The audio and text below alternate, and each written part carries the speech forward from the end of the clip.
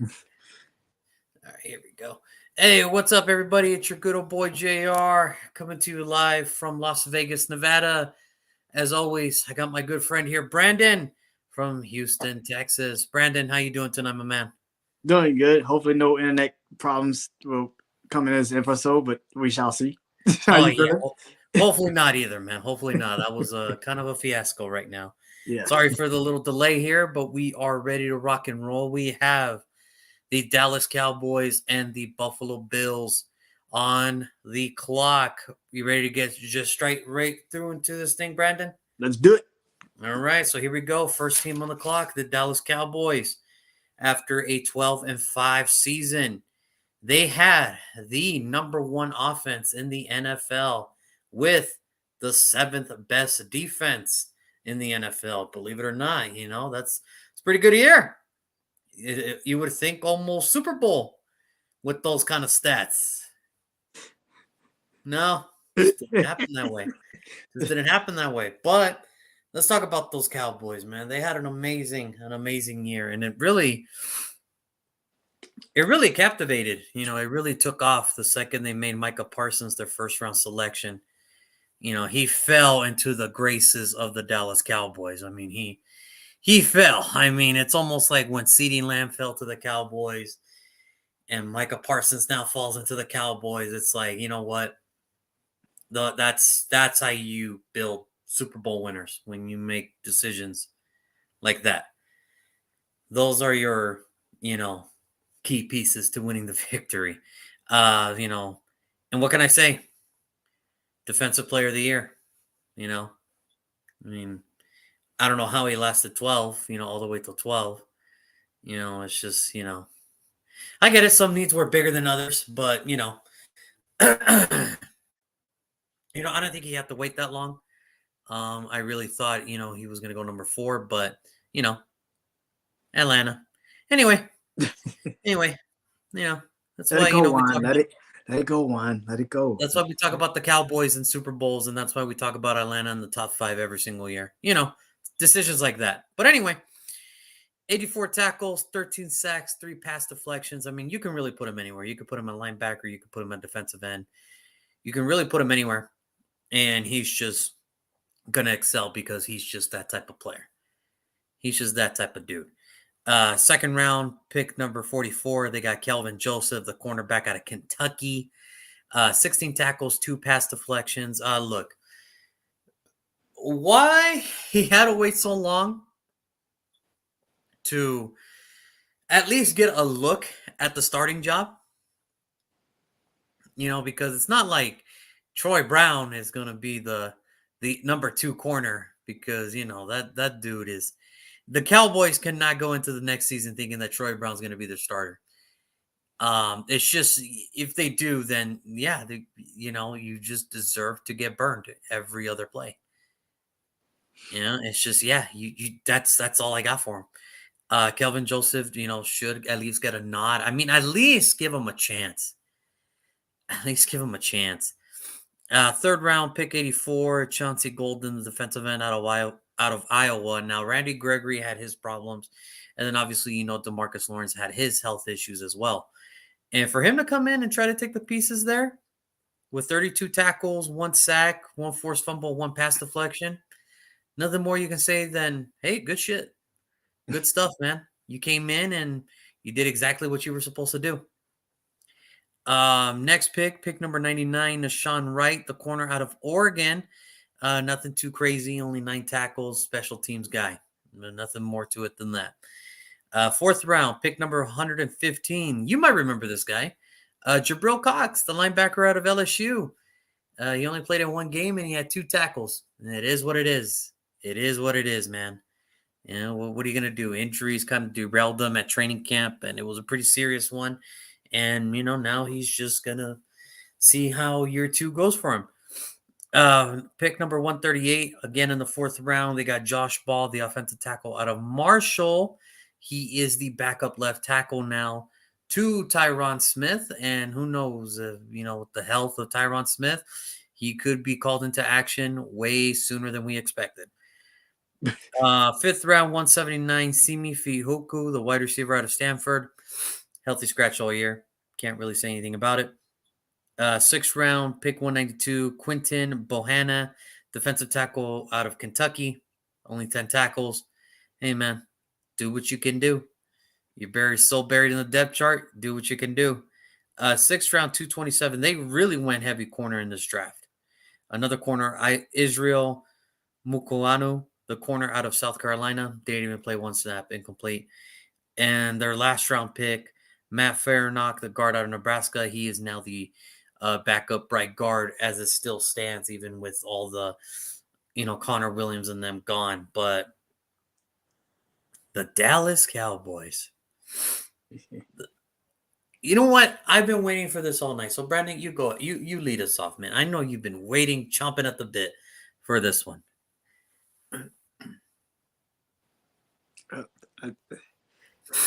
Jimmy G. Anybody? Jimmy G. Yeah, it is what it is, man. The man had a torn shoulder, and he still beat the Cowboys in Dallas Stadium. First of all, Mike McCarthy, this is your last year as a Cowboys head coach. I just want you to know that. Enjoy it. I don't give a damn if you win the Super Bowl. You ain't being the Dallas Cowboys head coach after this season. Especially when Sean Payton is just sitting there. There's no way in hell you're still a head coach at the end of this year. I will be surprised. The fact that you guys don't know how to call a proper play. You call a quarterback draw with 12 seconds on the clock with no timeouts. And then get mad at the referee because you can't spike the damn ball. But you should know that the referee's job is to put his hands on the ball to make sure it's in a proper place.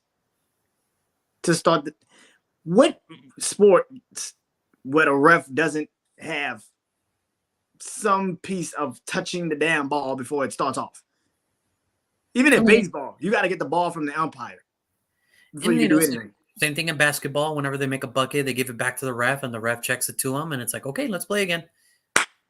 The fact that you ran a draw play, you thought that was actually smart. I don't know what happened, Mike McCarthy. I have a theory, but go ahead. Okay. What's your theory? I want to hear your theory. What's your theory? My theory is, and this is going to probably make some Cowboy fans really, really upset right now. Do it. My theory on this is Kellen Moore, because remember, he is the offensive coordinator, if I remember correctly, correct? Yes, he is. Okay, when you now as an offensive coordinator, or it doesn't matter, defensive coordinator, you have to call the play, but before the play gets called, you have to get a check through the head coach to see if that is a, he has to stamp the approval, right?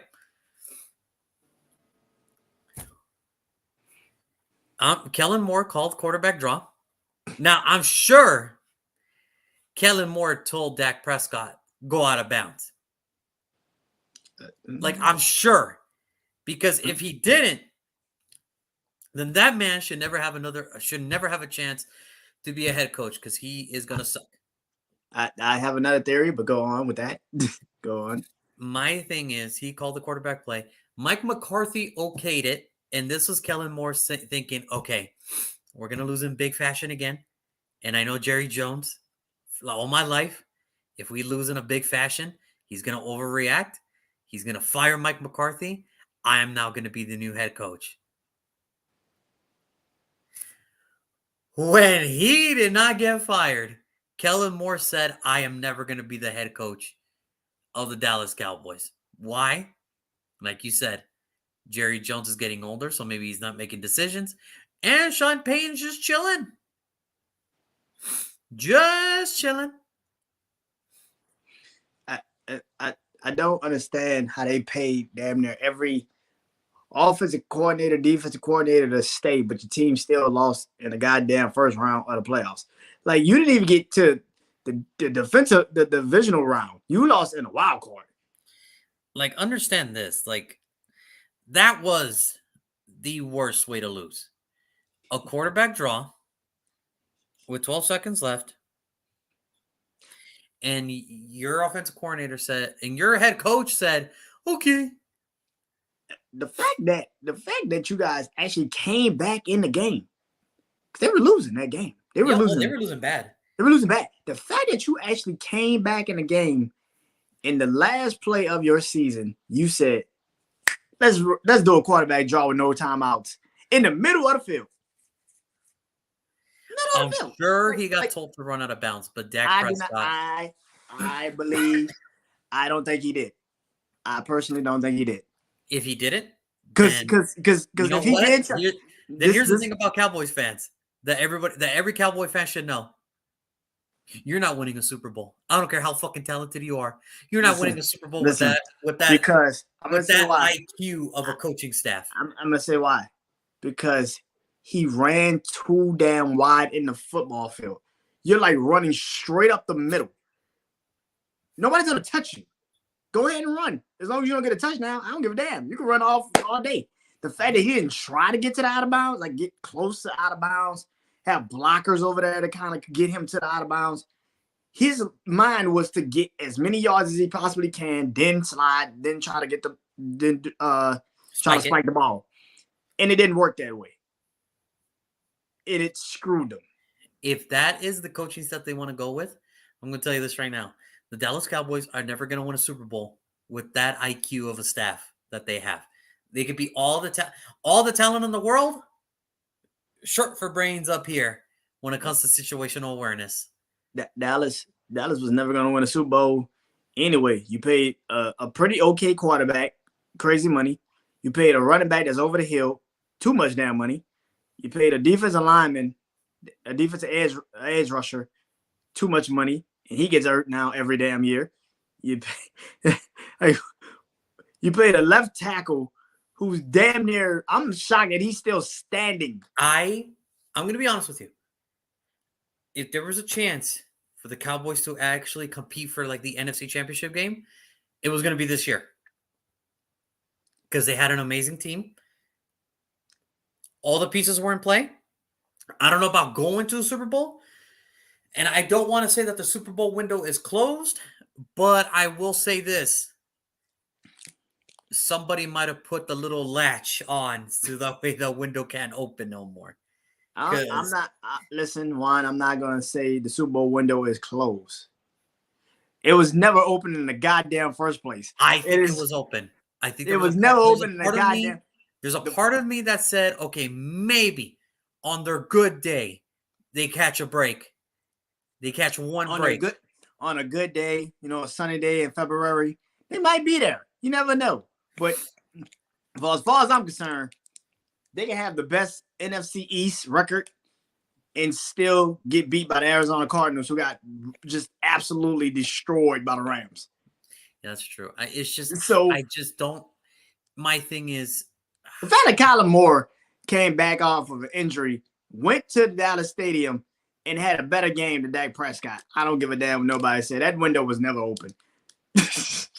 Window was never open. To me, for Dallas, it's just I'm really worried for Dallas fans' sanity next year because Mike McCarthy's not going to change his ways. Kellen Moore's not going to change his ways. Dallas fans. I have a couple in my family. Dallas fans, I need you to understand something. Just don't finish third. That's all I can say. You're not finishing first or second. You're not finishing first, but you can finish second. Just don't finish third because that means either Washington or the Giants just had a little bit more of a better season than you. I don't think you're better than Philly. I personally don't think you guys are going to be better than Philly, but that's neither here nor there right now. I don't understand how this could, like, for me, I replay that game in my head and I'm thinking to myself, how Jerry Jones has not fired Mike McCarthy is beyond me. I think Mike McCarthy got pictures of Jerry Jones doing some. He has to have something. Some Dan Snyder type. Gotta have something. Nobody had no. If that was any other coach, they would have been. Here's the thing, they would have been shot in the park. They would have been shot in Dallas, Texas. Like the sheriffs that go up with them to shake the other coach, they would have been like, I don't want to get shot today. Go out there. Somebody would have shot. You are on your own, man. You are on your own. Mike McCarthy is lucky he did not get shot The in the fact. face with a sawed-off shotgun And here's the thing. in the parking lot Here's, in the middle of Arlington, Texas. here's the thing. The 49ers gave the game to you. They really did. They gave the game to you. I mean, Jimmy Garoppolo was a 4th and 2 or something, 4th and 1, and they just couldn't get the first down. It's like, what the hell are you doing? They gave the game to you. They literally gave it to you. Gift wrapped it. But you know what? With a bow on it sucks. And it sucks. You know why? Because the very next day, it was the very next day, Monday. I turn on my TV, and who's the happiest? Who is the happiest son of a gun in all of America? Who is the happiest son of a gun that not only that the Cowboys lost, but they lost in that fashion? Could it be Stephen A? It was Stephen A. And oh my God. He came out of COVID just for that. Just for that. He came out from the grips of death. Yo, he came from he came from death. Like he was literally on his bed, like I could do this. Like, understand, his cure was the Cowboys lost, and he no longer has COVID. That is messed up. That is messed up. Like, dude, you were on the grips of death. Oh my God, Michael Irvin couldn't say shit. Dude, when they were playing the montage of the crying fans, I was with Michael Irvin. I was on his side. I'm like, oh my God, leave him alone. Leave him alone. They didn't do anything. Stop it. What did they do? Like, oh, dude, that was so good. And the thing is, they didn't even play it once. They played it twice. And Michael Irvin was like, stop it, please. Like, the fans crying. And I'm just like, oh, dude, I know. The one girl that was just looking at the crowd like, you gotta be goddamn kidding me. No, I forget the one that had the towel over his mouth and he was crying. I'm like, no, leave him alone. They didn't do anything. See, this is why we love. See, this is the problem with being called America's team. When you lose, the way y'all don't just lose like regular losing. Like y'all lose in some amazing ways. And you're right. And here's the thing: when my Raiders lost in the playoffs, I can at least live with the result. I can live with, you know what? Cincinnati Bengals defense just made a better play. I can't do anything about it. That's just a really great play. It was the right call. They just made their better play. They lost on a quarterback draw.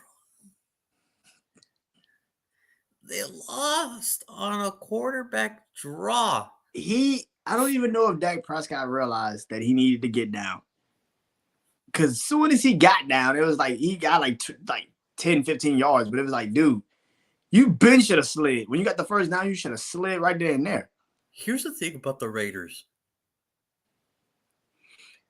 They fucked up so many teams. Like, do you understand how the Cowboys won that Thanksgiving game? They would be in a way better position in the playoffs.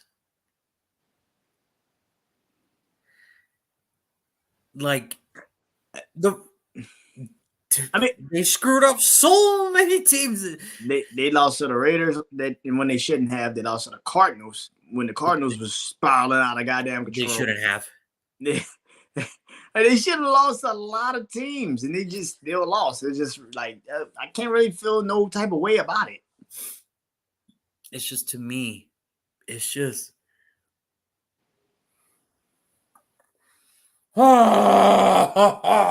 It's Dallas.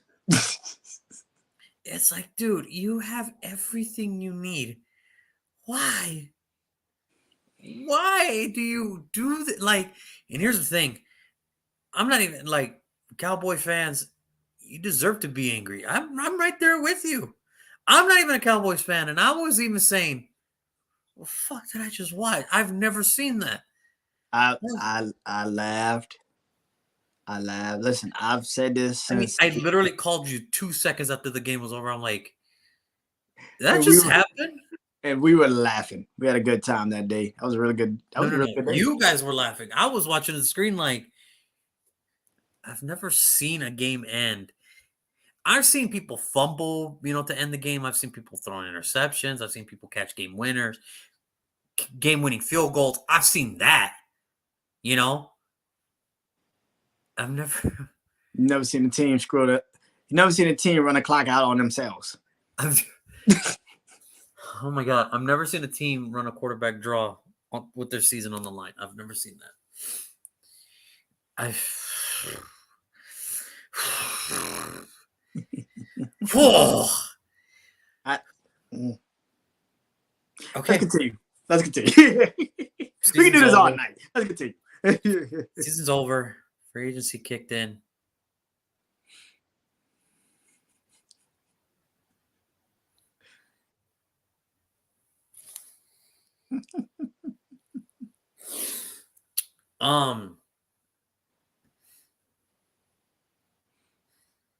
One of the very first moves that happened with Dallas was they traded Amari Cooper. If you didn't know the trade, Brandon. Whoa. They did not trade Amari Cooper first. They announced they're going to release him. And then they said, you know what? Let's get somebody stupid enough to trade us for this goddamn receiver. That we're pretty much just saying, we don't even want here. We will release him and we don't get a trade partner regardless. If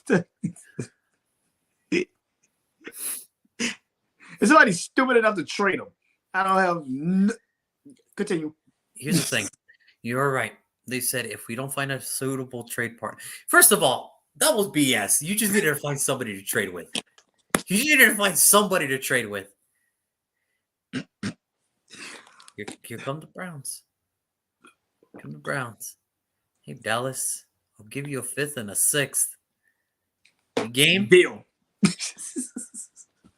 Understand how worn out your welcome was if you're Amari Cooper. You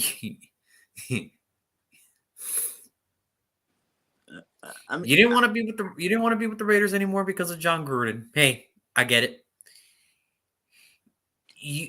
In order for you to worn out your welcome with the Dallas Cowboys, Michael Irvin, and not to make fun of his past, like this man was on coke, and he still had the guts to play for the Cowboys. Emmitt Smith only had one good toe at the end of his career, and he still played for Dallas. Troy Aikman had more neck surgeries than Stone Cold Steve Austin, and he had more love for Dallas. In order for you to worn out your welcome in Dallas, you must be a real shitty teammate. You must be the worst teammate in the world. I think him going on radio and being like, I want the ball. If you give me the ball, we're going to win the game. And he clearly got the ball, but couldn't catch the damn ball when they needed him to catch the damn ball. So clearly that was bullshit. And listen, Amari Cooper, going to Cleveland. At least you ain't got Baker Mayfield throwing you the ball, so we shall see. But it's like, understand, you think if he got released, you think his first call was going to be Cleveland? Depending on who the hell is going to call him. Here was the thing about it. When I saw the press understand the 2 press conferences that Cleveland had this offseason. The Amari Cooper one. When he got his jersey, let me give you a reenactment of how he got his jersey.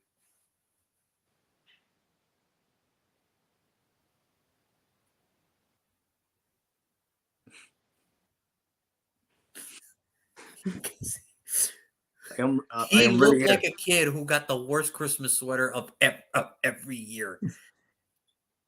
And then the Deshaun Watson one, that was cringy as hell.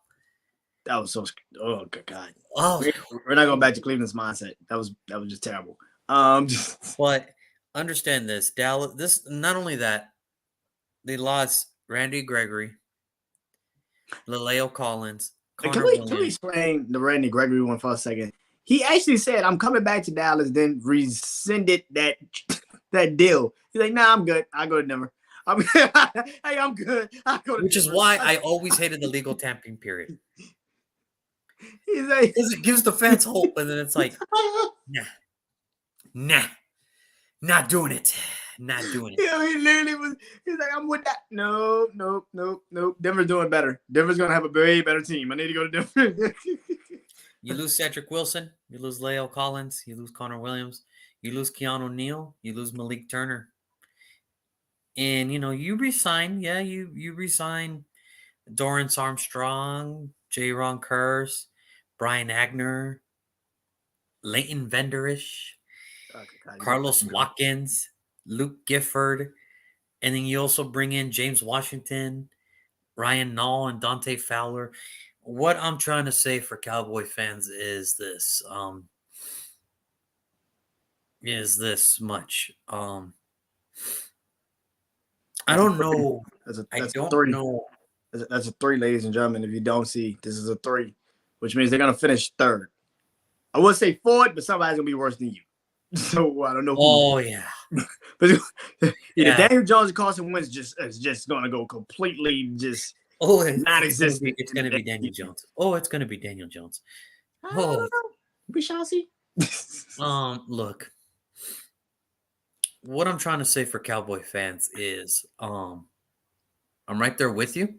I understand the passionate part because, as you can tell, I am a Raiders fan and I'm very passionate about my team and I love my team. I love them and I get where you're coming from. Mm-hmm. But I want you guys to understand something. Why the hell nobody has taken care of Mike McCarthy? Whether it's Jerry Jones or some fan. Understand that is your coaching staff. The same coaching staff is going to lead your team. Why? You can't be putting hits on not people. Putting a hit out. I'm just saying. You literally, Jerry Jones or a fan, it doesn't matter which one. Like, I'm not saying kill him. I'm saying slash his tires. Something like where he doesn't show up to the game and make decisions. Like, I'm not saying kill the guy. I'm just saying slash his tires, rob his car. I mean, do something. Because this man is going to ruin the Cowboys. Do something. He can't do what they're already doing. Like, I don't know. He said, like, changes locks from his house every day. I don't know. Rob his car. I'm not saying you have to kill the man. I'm just saying. Just take the key. Take the keys away from him. Take the keys. Maybe if you're his Lyft driver and you know who he is, maybe go to like Oklahoma. Put the child lock on the seat or something and go all the way to Oklahoma and then bring him back. I don't know. Because this dude is going to ruin the Cowboys. This man. That man. Mike McCarthy. I think it'd be easier just to take Jerry Jones out. No, leave Jerry. He's right there, man. Let him enjoy his life. It's Mike McCarthy I'm more scared for. Like, I don't know. Kidnap him. I don't give a shit. Oh my God. Kidnap him. Don't kill him, but kidnap him. I don't know. Okay, this is where we have to listen. This is just for the sports. You're not really saying kidnap him. Do something.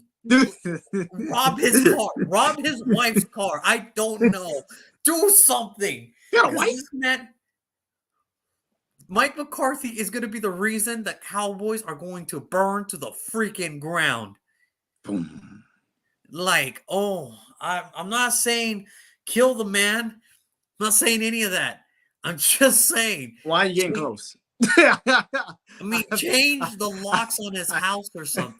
Why you're getting close? I'm not saying kill. I'm just saying, like, dude, like I don't know. You'd have stole his car.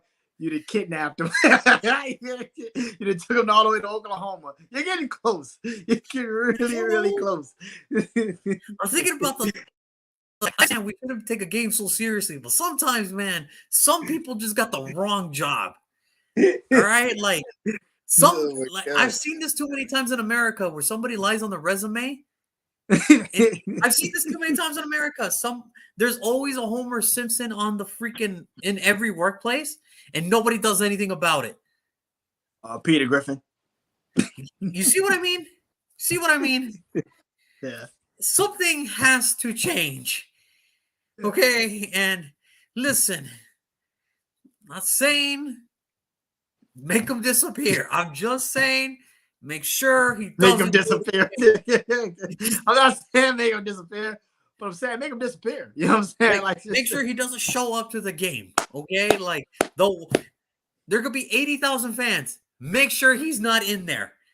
Make sure he's not one of those people in the stadium because he's going to be the reason the Cowboys are going to burn to the freaking ground.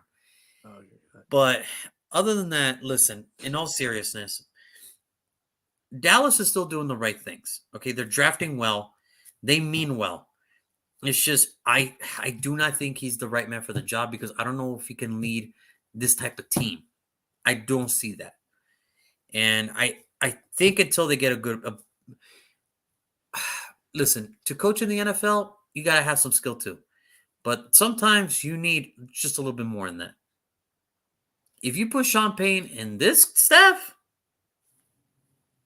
I say Super Bowl hopefuls. I say damn near. I say champions. I mean, I say damn near. I say champions. So we got to fix the O line up a little bit, but other than that, that's a championship team. So we're gonna keep it going. So here we go, Brendan. Mike McCarthy's gonna call the freaking staff here in Vegas. He's going to give the cards to the commissioner. I'm so scared what Mike McCarthy is actually going to do on draft night. But we're going to give the Cowboy fans hope that maybe this video can get to Mike McCarthy and maybe he likes one of our picks. So, Brandon, go ahead, man. What name is Roger Goodell going to name at the 24th pick? He takes a punter. No, I'm just playing. I'm just playing. God. He's done Al Davis on us. The 22nd pick in NFL. 24th pick. 24th, 23rd? 24th. No, because 22 was Raiders, 23 was Cardinals. We're on 24. Oh, wow. All right, 24th pick of the NFL draft. The Dallas Cowboys will select Kayvon Green, guard, Texas A&M. Yeah, that'll do it. Good God, you need a goddamn O-lineman. Oh, my God, how bad you need O-line help. It is getting bad. It is getting bad. I don't think Jerry Jones makes the selection. I think Stephen Jones makes the selection. That's kind of why I'm going with it. I think they told Mike McCarthy don't even show up to the draft room because we need players that we know damn well can actually play. Slash his tires right now. And I think Kayvon Green has been in Texas A&M. Like you can't be in Texas A&M and go up against Alabama, Auburn, and LSU for most of your collegiate career, make first team SEC, and not be something. Like you're in the SEC West. That's the toughest goddamn division in college football. With those guys, those grown ass men that come in and play right away in the NFL, it's a reason for that. And I think Jerry Jones literally spends money to have Texas A&M and Arkansas play in the A&T Stadium every year. So he knows that this kid's there. More importantly, Stephen Jones knows that this kid can fit that damn offense. And for whatever last bit of Ezekiel Elliott you can get, he needs an O-line. Whatever the hell Dak Prescott is capable of, he need O-line. So that's what I'm going with for the Dallas Cowboys. Okay, I like it. It would make me feel a lot better because then I know that maybe they showed kidnap Mike McCarthy. Well, they stuffed him in the janitor's locker room or something. I don't know. Like stuff him somewhere. I don't know. Lock him in the team bus. I don't know. Do something. Do something. Give him the wrong date. Like, dude, do something. Please, Cowboy fans, do something. But okay, I like the pick. I really do. Obviously, I can't go Kenyon Green here because he's already gone. Yeah, he's somewhere else. Yeah, I think very highly of him. By the way, if he were to last till 24, that's a steal. That is Him amazing. or Zion Johnson at 24 would be amazing. But I'm not going to go that route. I'm actually not going to go offensive line in this route. I'm actually going to go defense here. Hmm. Yeah, I'm actually gonna go defense here, and I think they're gonna love this kid. I think they're really gonna love this kid. Listen, I talked about it earlier. Trayvon Diggs, he's a good corner. Mhm. Some people call him overrated. Some people call him the best corner. I think he's a good corner. I really do. Now, if he can just minimize on the giving up a big yardage, I think he'd be one of the better corners in the league. And I think he can fix that. I think if he, I think that's an easy fix. yeah, I think if he doesn't go too much for the picks, I think that's what it is. I think he lives and dies by the picks. It's either I'm going to either get this interception or I'm going to give up a lot of yards. I think if he were to just pick and choose his battles better, he'd be one of the better corners yeah, in the league. I agree. He already is a good corner. He's a Pro Bowl corner, but we're talking about putting him in that elite status, and I think he can do it. Listen, I already said it. Kelvin Joseph. I don't know. Should he be a number two? Is he capable of being a two? I think so. Because obviously, you're not going to go with Troy Brown again. You definitely don't want to do that. And so Oh, Anthony Brown. or Anthony Brown. Yes, Anthony Brown. Yeah. You don't want to do Okay. that. You want to do that? You don't want to do that. And I wish Lingo was here today because I told Lingo if the Dallas Cowboys go with Anthony Brown as their cornerback starting next year, that's another man that could join Mike McCarthy on the list of please just do not show up to the game. Look, so that's why with the 24th pick in this draft, I am going to go Daxton Hill, the cornerback out of Michigan. Look, listen, here's the crazy thing about it. As good as Dallas was last year, their secondary does need a little bit of help. They really do. And why not get a guy who can play corner and believe it or not, who can play safety as well? Daxton Hill. Why not get you a good defensive back? Corner out of Michigan. 6 foot, 200 pounds. All right. Lightning speed, 4.3, 34-inch vertical. He's got an amazing broad jump, 12 feet, 1 inch, so that's good broad. That's good power of explosiveness. An amazing cone drill of 6.5 and a 20-yard shuttle of 4.06. All I'm saying is, why not get you a guy that can kind of do it all in your defensive back? Play corner, play slot, play safety, play nickel back, play dime back, quarter. If you go in a quarter formation, maybe he's their third best corner on that formation, and why not? You really think about it. He is good. He's got he's got the numbers to prove it. His freshman year, 36 tackles, 2 forced fumble recoveries, 1 interception, and 3 pass deflection. 2020, 45 tackles, 1 interception, 4 pass deflections. In 2021, his junior year, 69 tackles, 1 sack, 1 fumble recovery, 2 interceptions, and 8 pass deflections. Why wouldn't you? Why wouldn't you want a guy of this caliber? You know who he reminds me of? He plays for the San Francisco 49ers right now. Jimmy Ward. Ooh, Well, is he a safety? Is he a corner? Why he's a not both? player. He's a Why goddamn not both? player. Why not both? I mean, Yeah. You can always get an offensive line in the second round, Yeah, true. but the cornerback, you need a starter. And why not get a guy that's the total opposite of Trayvon Diggs? And guess what? If he doesn't work out at corner, you got him at safety. So I'm just saying, Dallas has needed secondary help for the longest time, and I think this is the year they finally get it right. So I'm going to go with Daxton Hill. He comes from that Michigan defense. Michigan defense this year definitely improved a hell of a lot.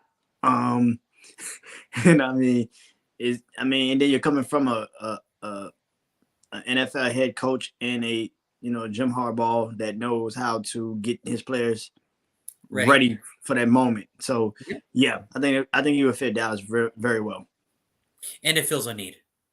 Dallas has been needing Bills two, secondary help. because you need a corner and you need a safety. So, I mean, you might as well just go for the fences here. So, all right. So, that's the first one. You guys let us know for Cowboy fans. You guys let us know. Would you prefer Kenyon Green or Daxton Hill? Let us know. Moving on. Moving on to pick number 25. We have those Buffalo Bills. Buffalo. The So, number one, Buffalo. the number one defense in the NFL. That's right, So Brandon. they say.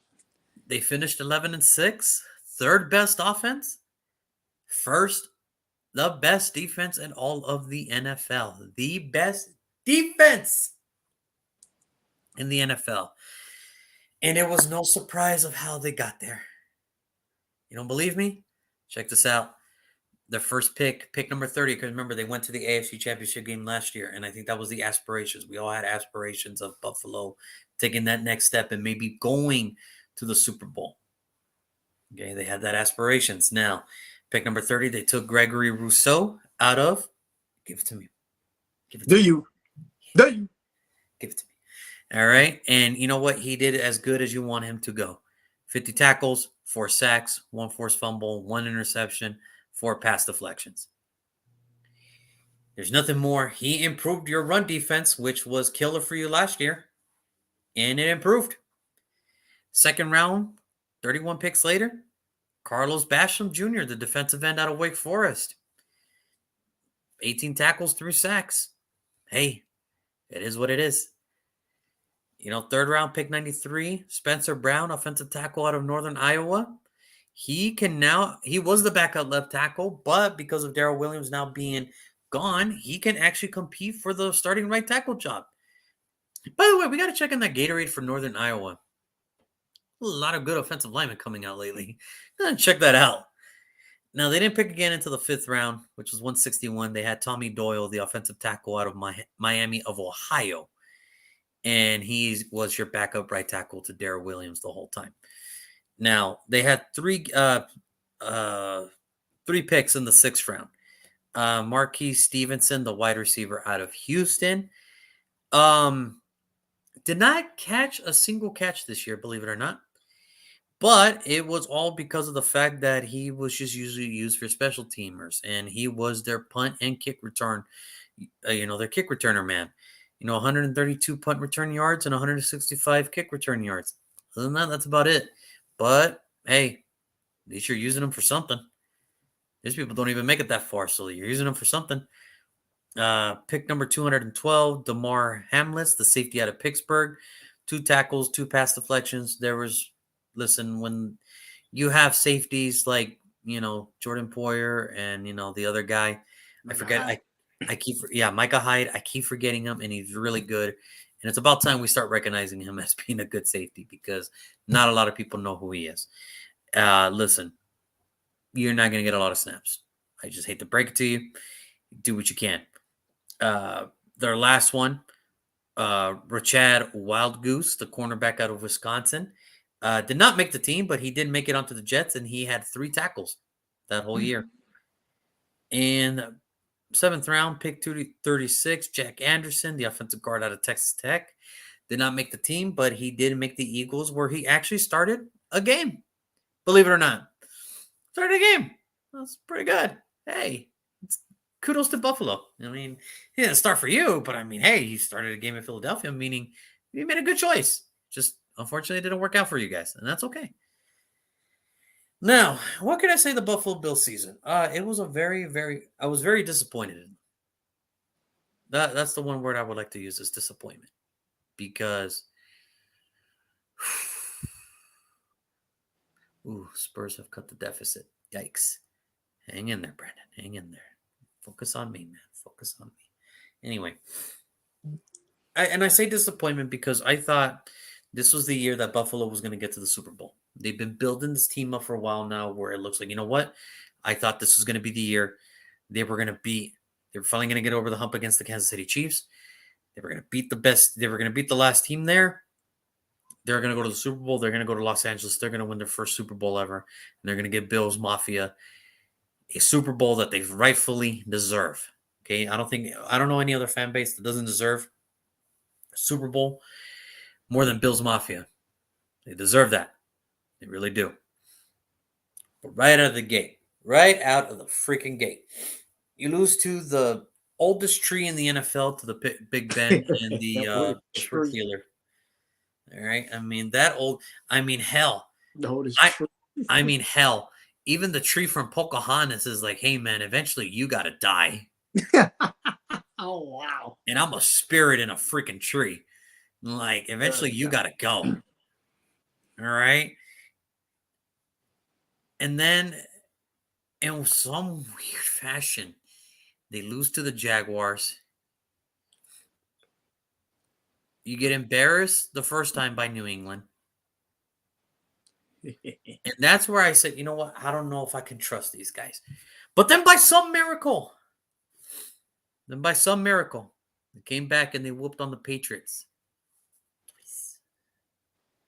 They had an amazing run where now it's actually an NFL fact. Josh Allen has more rushing touchdowns than Christian McCaffrey. That wasn't that hard, but okay. I mean, it's not hard, but I mean, it's the fact that he's a quarterback. And Christian McCaffrey gets injured damn near every year. It's not that. Exactly. But what I'm trying to say is this was kind of me thinking, you know what?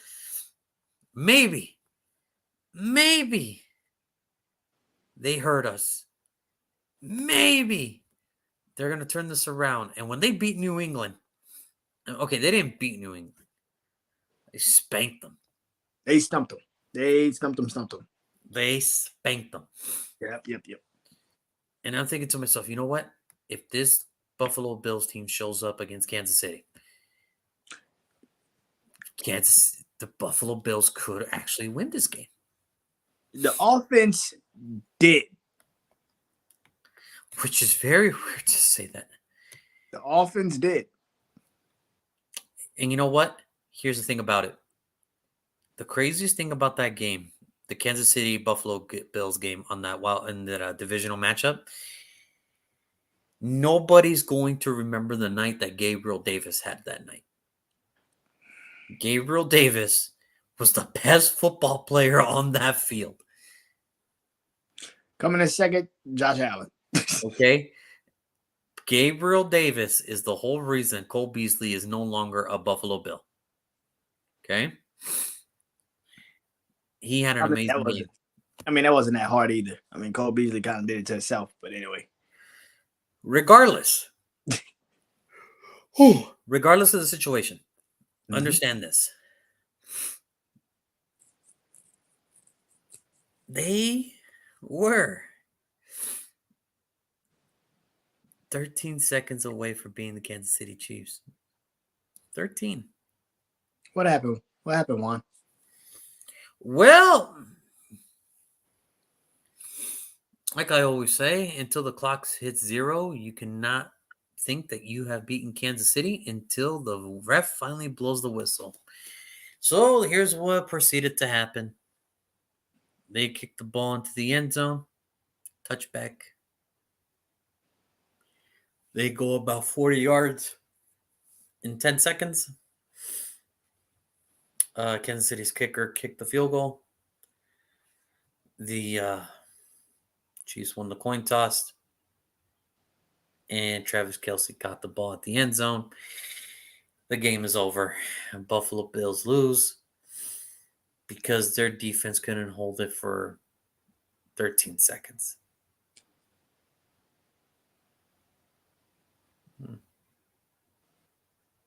It's kind of an eerie feeling when you look back on it now. It's kind of like an eerie feeling. Like, how bad was this?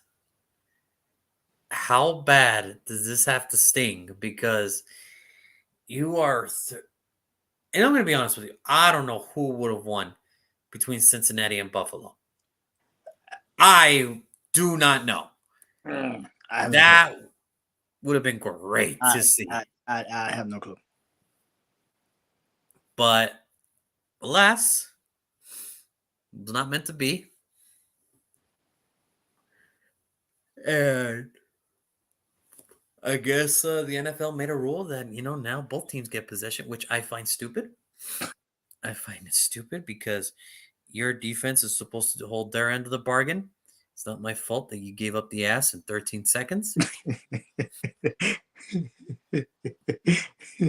Like, that's like a Steve Carell losing his virginity in the 40-year-old virgin. Like, dude, get the fuck out. And that's what happened.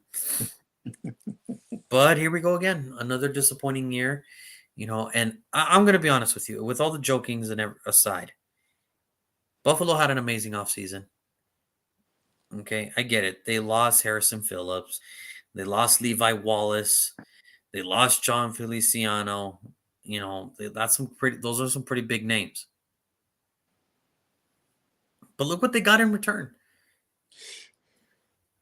Von Miller, Roger Saffold, OJ Howard, Jamison Crowder.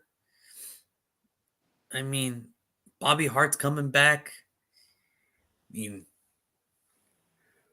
it's open competition for that right tackle spot. But I mean, hey, at least you got something.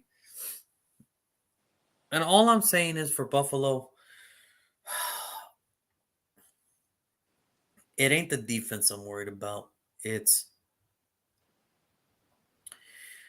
what if they just didn't score enough? Yes, they were the third best offense in terms of yards and everything and all that. But we're not going to sit here and say that, hey, they didn't look like a normal bad offense throughout the regular years or throughout the year. When you only score 6 against Jacksonville, you only score 12 against the Steelers.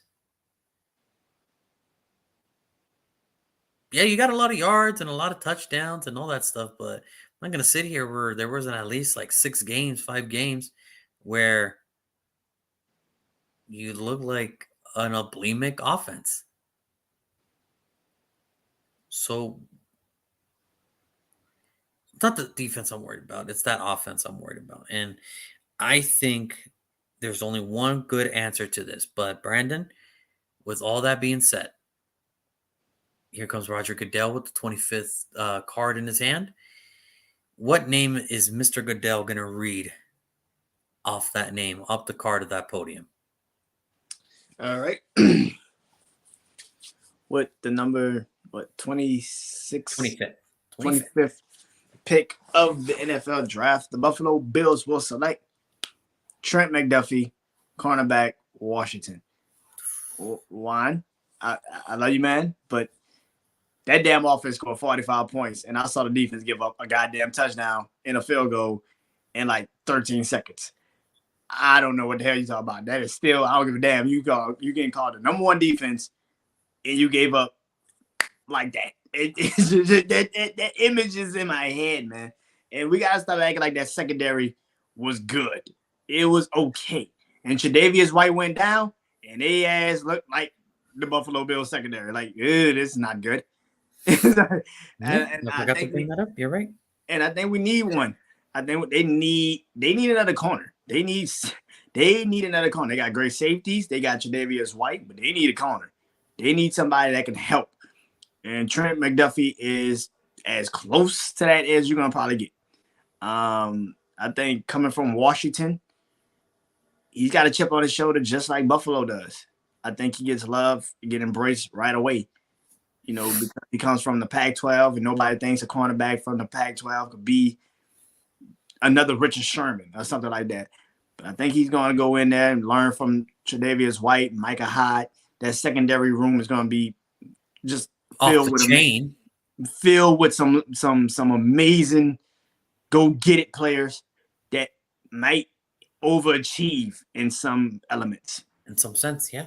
And I think he goes in and learns right away from one of the best cornerbacks in the league. In the NFL. Right. And so why would you not want to go if you're at that spot? If I was Trent McDuffie, I'd be begging Buffalo to take me there. I'd be like, please take me. I would love to come. I would love to be in Buffalo. Why would I not want to be in Buffalo? I got a house already planned. I'm like, I would want to go to Buffalo. I personally will go to Buffalo. So and put it like this. I mean, You know Tre'Davious White's going to cover Tyreek Hill. He just has to go up against Jalen Waddle. You know he's going to have to cover Corey Davis, so he's going to go up against Elijah Moore. Whoever the And hell then, the Patriots guy, you just got to cover the second person. Like, yeah. Well, understand. I mean, the only tough competition he probably would have out of those names I just named, probably Jalen Waddle. Jalen Waddle, that's it. Yeah. I feel like, and he owes him from college. So listen, I think that he goes to Buffalo with a Von Miller, with the defense that they do have. Add Oliver, that defense will embrace him so fast. And I think that he will be a hell of a pick if he ends up in that secondary, because all he has to do is what you just said. Just play your role. You ain't got to do anything crazy. Just play your role. Just be you. We're not asking you to do anything crazy. We just need you to be you. Play your game. I knew I got some Trent McDuffie influence on you yesterday. So Trent McDuffie, I think, goes to Buffalo with this pick because, good God, do they need some secondary help. I mean, obviously, I talked about Trent McDuffie yesterday, and you know what? I will say this. He's a good ball. Like, when you look at his film, he looks amazing. I mean, you know, people might call him small and everything, but you know what? Forget the height. Look at his film. Tre'Davious White small. He's like Look at his film. It's not about height. It's like, dude, can he cover? And damn right he can cover. He can cover some pretty good damn freaking wide receivers. So now I'm going to go on a different path here. I think what it is, what my problem is, yeah, the problem is they know how to score a lot, but sometimes they get stopped if they meet an opposing defense that can match up to their intensity as well. Okay. Other than the Jaguars game, the Pittsburgh Steelers defense, it's okay. The first time they met the Patriots, that was the Patriots at the height. I mean, that really wasn't even the Patriots. That was just the weather. I mean, so it's like if they meet some unterrible conditions, hey, something's bound to happen. And the one thing I've noticed about Buffalo, you look at Buffalo and you're like, man, they got an amazing quarterback. They got amazing wide receivers. They got amazing tight ends. Now with O.J. Howard coming and Dawson Knox being there, their offensive line is set. Who's carrying the load? That was Singletary. But even then, it's like, Zach Moss will get us this week. Devin will get us this week. That was kind of stupid. I didn't understand that at all. You know what? Tywan Jones is actually looking all right. So let's just add him there. I think what's missing from Sean McDermott's offense is a true bell cow. They need a true running back, because if you're already 3 seasons in and you're still splitting time with the 2 running backs you drafted back to back, it tells me you have no faith in either or. So that's why. And I think if you get this guy, it gives your defense time to rest, and it maybe chews out the clock a little bit, and then they could still be the best defense in the NFL without being on the field for that much longer anyway. So that's why with pick number 25, I am going to go with Breece Hall, the running back out of Iowa State. That's right, man. I'm going running back for the Buffalo Bills. Let's get that trio in there. Let's get the trio of Josh Allen, Stephon Diggs, and Breece Hall. 3 schools that no one's ever heard of. Wyoming, I forget where's the Central Michigan, and Iowa State. You get those 3 in there, that's a pretty good trio.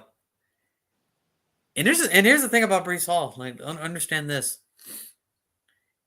He started all his 3 years. Like, he was a true freshman starting for Iowa State. And he didn't do anything spectacular other than he rushed for 900 yards, 9 touchdowns. Oh, and he also added 23 receptions for 252 yards and 1 touchdown. What did he do his sophomore year? Nothing impressive.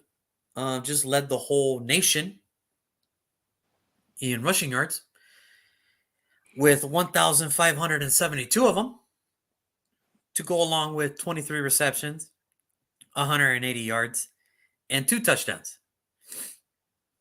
Remember, 21 rushing touchdowns in 2020.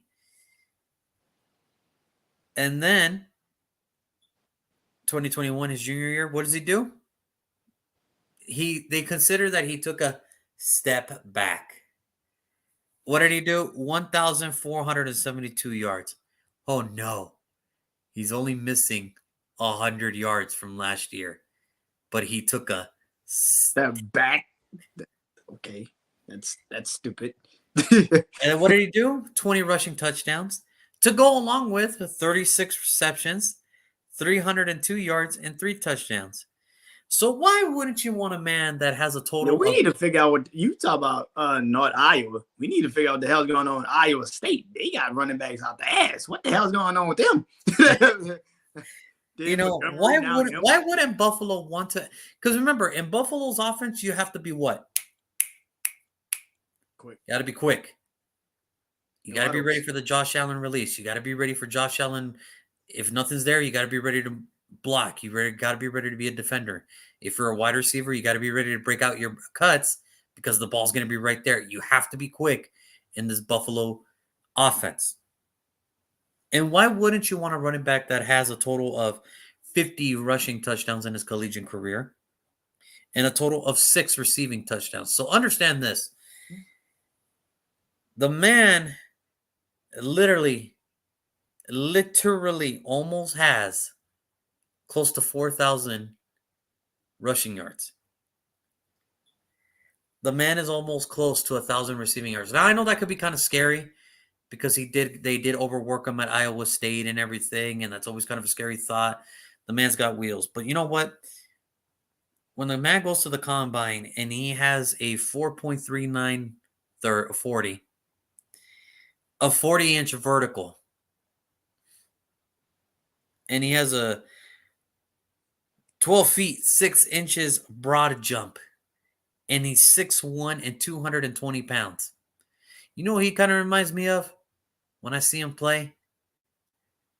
Kind of reminds me of a faster Matt Forte. Why wouldn't you want that in your offense? Pretty good damn person to be. Okay, like understand this. I'm saying that could be his highest ceiling is a Matt Forte. Why wouldn't you want to try that at 25? Why wouldn't you want to get a running back that can help you relieve some pressure off the defense, and then you finally get your true cowbell that offense? And understand this: the running back room would only improve at that point. Bryce Hall, Devin Singletary, Zach Moss. You got your all-purpose back. You got your third down back in Devin Singletary. And then you got your power back in Zach Moss.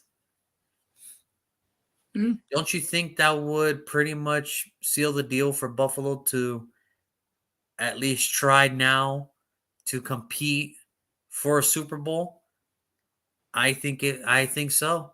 If they add a Breece Hall here, I think Buffalo's off to the races, and I'm calling it now. Should they draft him? Super Bowl. I'm willing to put some money on it. I'm willing to put that Josh Allen wins MVP. The Buffalo Bills go to the Super Bowl, and they probably end up winning the Super Bowl. Bills Mafia. That's a pretty bold statement for one, because you know I don't like guarantees. I hate saying. I hate guarantees. But if there's one thing I do know is I do love my guarantees. The Buffalo Bills would win the Super Bowl if they draft Breece Hall at 25. So there it is. Now, Trent McDuffie would look badass in a fucking Buffalo Bills uniform, too. He would look amazing.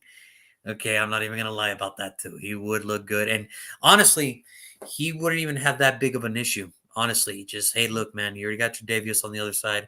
So he's gonna school you. And then you already got some pretty crafty veterans in what we already have over here. Von Miller, Micah Hyde, Jordan Poyer. Von Miller's coming.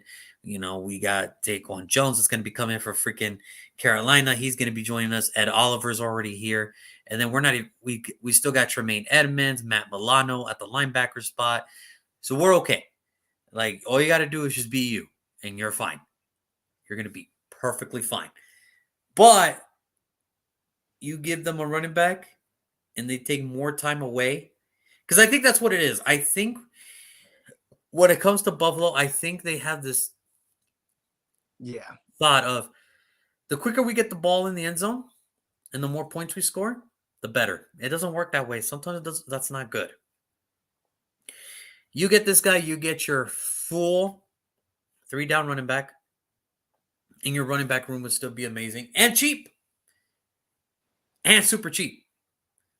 So I'm going to go Brees Hall, the running back out of Iowa. Brandon's going to go Trent McDuffie for the corner. So let us know, Bills Mafia. Who would you rather have, McDuffie or Hall? Either way, they can't lose. So either way, they cannot lose. And I don't think the biggest competition for them is going to be the Chiefs. I really don't. I think the biggest competition for them this year is going to be within themselves. I really think if Buffalo can just really calm it down, they really focus on it. I'm being serious. I think if they do, I could see them going to the Super Bowl this year. I really do. I think that's my only right now out of the AFC. That's really, and I know Cincinnati fans are probably going to look at me like, well, we were just there. It's like, yeah, but can you do it again? that's the key. That's the key. Can you do it again? That's the key. I know in theory it sounds great that you got these offensive linemen, but let's see what they really do when the games really start to matter. I just have a little bit more faith right now. Not to say that would it shock me if Cincinnati goes back to the Super Bowl? No, no, no. And would it shock me if they win? No, nah, son. They know what they did. They know what's up. Yeah. But I think Buffalo's just primed. I think they're ready to go. I think this is the year they do go. Should they make the right choice at 25? And I think that's what's going to hinder this season is we're going to look back and say, was this the right choice for Buffalo at that time? So I think that's the only thing that's holding back Buffalo. So we'll see. But all right, that's going to do it for today's episode. I want to thank my buddy Brandon, as always, joining me and doing this rough, rigged schedule that we have. Tomorrow, only one team. They were the number 1 seed of the AFC. Come on, Brandon. Come on, Brandon. You got to give them the respect. They did their thing. They were. I will give King Henry. I will give King Henry his respect. Everybody else. Not and even Mike Vrabel. I was gonna say not even Coach Vrabel. I mean the dude. I Mike Vrabel too. King Henry and Mike Vrabel, but everybody else. Come on, man. Mike Vrabel did all he could with that team. Remember, Derrick Henry went down, and they still got the number 1 seed. But you know what's kind of messed up? Like even like if we go back on our video when we made that playoff match, we were like, even in the wild card, we were like, yeah, whoever wins between the Raiders and the Bengals, they gonna beat Tennessee. I'm gonna pick them over Tennessee. It's like they gonna beat Tennessee. I don't care. It's like whoever wins, we know they're gonna beat Tennessee. And what's messed up is it happened. It's like, oh God. Like it happened. But remember, they were the number 1 seed in the AFC. They have a lot of decisions to make too. Yeah. They put it this way. They were the number 1 AFC. They were number 1 seed, but they had so many holes in that team. Nobody trusted that they were number 1 seed. Nobody really believed that they were the number 1 seed. So it's like, you know what? You have the title, but I wouldn't pick you over such and such, such and such. And put it this way. There were 7 teams in those playoffs for the AFC. And I think they were like, nobody was going to pick them over Buffalo. No one was going to pick them over Kansas City. Kansas City. No one was going to pick them over Cincinnati. New England. Hell, even the Raiders had a better chance of making it to the fucking Super Bowl than Tennessee. The only one team that they had faith that they were better than was the Pittsburgh Steelers. And they were the 7th seed. The only reason why, because Pittsburgh was because Big Ben. That's it. That's about it. Everybody else, it was like, I trust 5 other teams before I trust Tennessee. So it's a sad deal, man, but it is what it is. But Don't worry. We got it. We will help them tomorrow, and we're going to help them get better. You know, and we'll find them a good player because they need it. They need it, and it could be anywhere. They just need to make the right decision here in order to keep the momentum going. But that'll be tomorrow. I want to thank everybody that tuned in tonight. I want to thank everybody that tuned in that's going to tune in later. Until then, I'm your good old boy JR. That's my buddy Brandon. We will do this all again tomorrow. Tennessee is on the clock. Peace.